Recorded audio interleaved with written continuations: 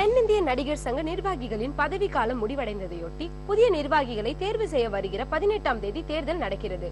சென்னை மயிலாப்பூர் ராதாகிருஷ்ணன் சாலையில் உள்ள Saint எபாஸ் matriculation மேல்நிலைப் பள்ளியில் தேர்தல் நடத்த ஏற்பாடு செய்யப்பட்டுள்ளது.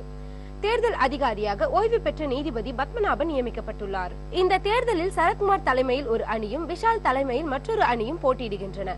தலைவர் பதவிக்கு சரத்குமார் மீண்டும் போட்டியிடுகிறார். விஷால் அணி சார்பில் தலைவர் பதவிக்கு நாசர் போட்டியிடுகிறார். பொதுச் செயலாளர் பதவிக்கு விஷால் போட்டியிடுகிறார். தேர்தலுக்கான வேட்புமனு தாக்கல் நேற்று தொடங்கியது. தீநகர் அபிபுல்லா சாலையில் பழைய நடிகர் சங்க கட்டிடம் அருகே உள்ள அலுவலகத்தில் மனுக்கள் பெறப்பட்டன.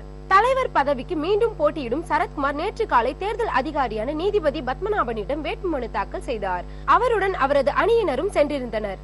இந்த அணியில் மற்ற பதவிகளுக்கு போட்டியிடுபவர்களின் பட்டியல் தயாரானதும் மற்றவர்கள் மனு தாக்கல் செய்ய உள்ளனர். இந்நிலையில் தீவிர ஆலோசனைக்கு பின்னர் வேட்பாளர்களை முடிவு செய்த விஷால் அணியினர் இன்று வேட்புமனுக்களை தாக்கல் செய்தனர்.